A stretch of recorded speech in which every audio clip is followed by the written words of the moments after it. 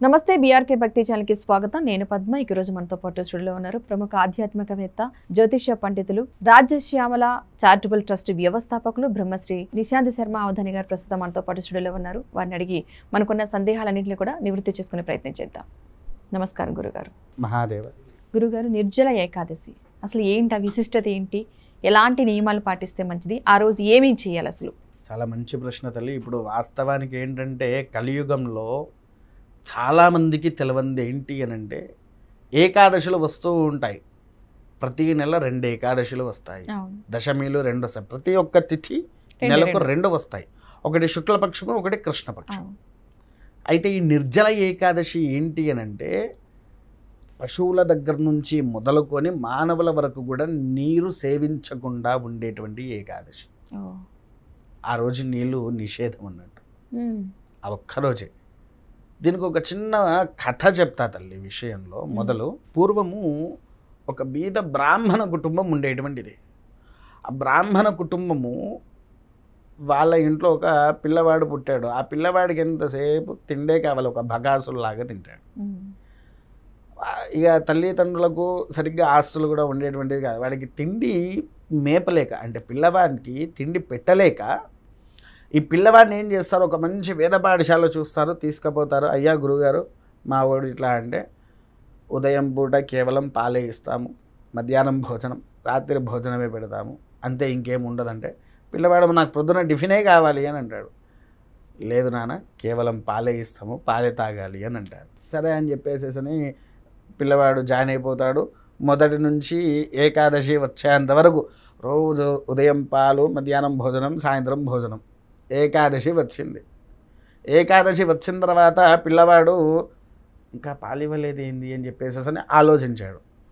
మధ్యాహ్నం అయింది, భోజనం పెట్టడానికి కూడా ఎవరు రావట్లేదు. భోజనశాల దగ్గరికి వెళ్ళేసరికి ఎవరు భోజనానికి కూర్చొని కూడా లేరు. పిల్లవాడు ఏం చేశాడు, కొంచెం ఆగ్రహమై గురుగారి దగ్గరికి వెళ్ళి నాకు ఇక భోజనం కావాలి, లేకపోతే నేను ఉండాలని చెప్పేసి గురుగారి మీదకి ఆగ్రహం అవుతూ ఉంటాడు. ఆగ్రహం అవుతూ ఉంటే, సరే నువ్వు ఇప్పుడు భోజనం చేయాలా, నువ్వు తప్పదా అంటే, నాకు తప్పదు, నాకు ఖచ్చితంగా భోజనమే కావాలి అని అంటాడు. సరే, ఈ భోజనాన్ని వండుకునే పదార్థాలు ఏవైతే ఉంటాయో నీకు ఇస్తా, ఒక నదీ తీరంకి వెళ్ళు, నువ్వు మంచిగా వంట వండిన తర్వాత భగవంతుల వారికి నైవేద్యం పెట్టిన తర్వాతనే నువ్వు తినాలి అని అంటాడు. సరే అంటాడు. ఆ పదార్థాలన్నీ పట్టుకుంటాడు, ఓ నదీ తీరం దగ్గరికి వెళ్తాడు, అక్కడ పెట్టుకుంటాడు, కూర్చుంటాడు.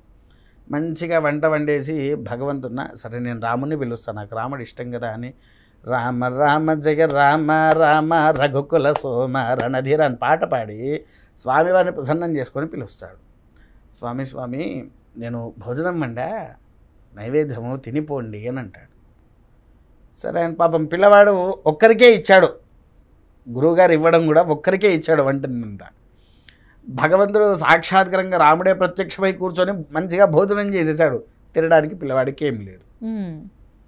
సరే అని చెప్పేసి ఇక పాఠశాలకు పోయింది. ఆ రోజు తినలేదు. తెల్లారిన తర్వాత భోజనం చేసి ఆకలి తీర్చుకున్నాడు. మరలా ఏకాదశి వచ్చింది.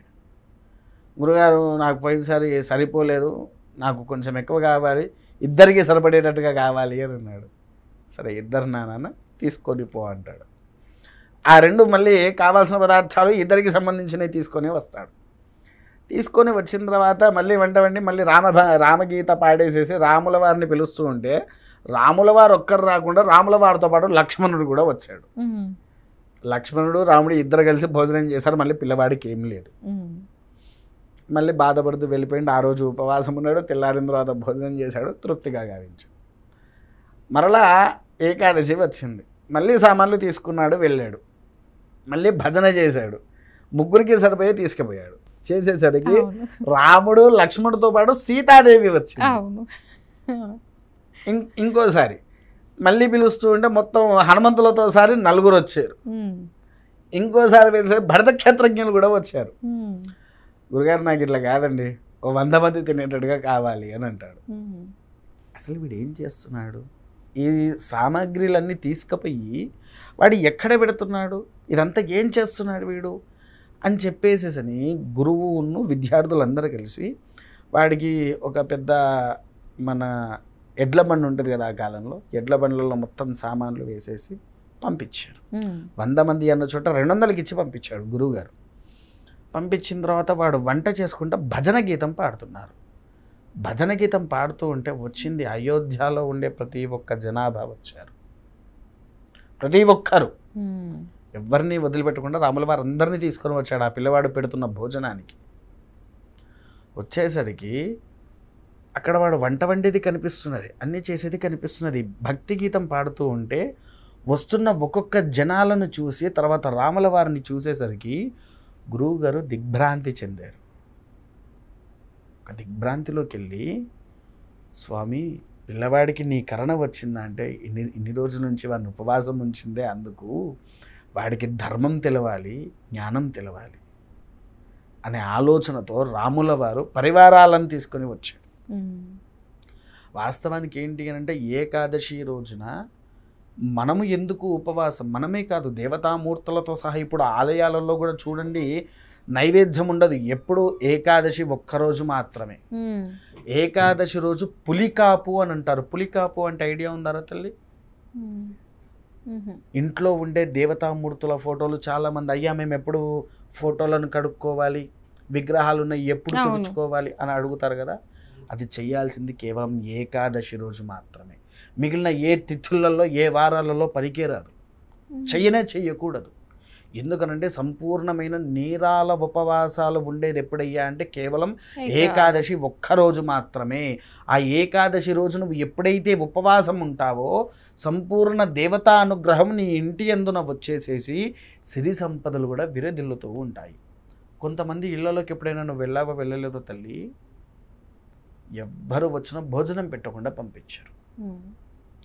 కొంతమంది ఇంట్లో ఉన్న దాచుకుంటారు, మా దగ్గర ఏం లేవు అంటారు. అవునా? అలా నిండుగా ఉండేది ఎప్పుడయ్యా అంటే ఏకాదశి ఉపవాసాలు ఎవరైతే ఆచరిస్తారో, ఈ ఏకాదశి ఉపవాసాలు పక్క వారికి చెప్పి ఎవరైతే నేర్పిస్తారో వారి ఇంట్లో ఆ వంట వండే పాత్ర ఏదైతే ఉందో అది సంపూర్ణమైన అక్షయ పాత్ర కింద ఉంటుంది. అంటే ఎవరు వచ్చినా వారి ఇంట్లో ఆ కడుపు నిండి సంతోషముతో బయటికి వెళ్తారు. ఇంత విశిష్టత ఉన్నది కేవలం ఏకాదశి ఒక్కటే తల్లి.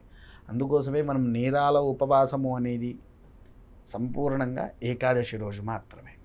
అందులో ముఖ్యమైనది ఈ జ్యేష్ఠ మాసంలో చాలా ప్రయోజనాలు ఉండేటువంటి మాసం. ఎందుకు అనంటే శనేశ్వరుడి యొక్క భార్య అయినటువంటి జ్యేష్ఠాదేవి పుట్టింది. తన భర్తను ప్రాణాలతో కాపాడుకోవాలని యముడితో యుద్ధం చేసిన సావిత్రీదేవి, వట సావిత్రి వ్రతము అని వస్తుంది, విన్నారా? అట్లా ఎన్నో అద్భుతమైనటువంటి మాసము ఈ జ్యేష్ఠ మాసంలో ఉంది. ఇంకొంతమంది అయ్యా నాకు గురుబలం లేదు అని అంటారు చూసారా, ఆ గురు బలాన్ని పెంచేది కూడా ఈ జ్యేష్ఠ మాసమే. విన్నారా తల్లి? అందుకోసమే ఈ జ్యేష్ఠ మాసంలో మనం ఆచరించవలసినటువంటి విధిక్రతువులను కనుక మనం ఆచరిస్తే మనలో ఉండే సంపూర్ణ దరిద్ర నివారణ అనేది జరుగుతుంది. చాలా మంచి వివరాలు అందించారు గురువుగారు. ధన్యవాదాలు. మహాదేవ.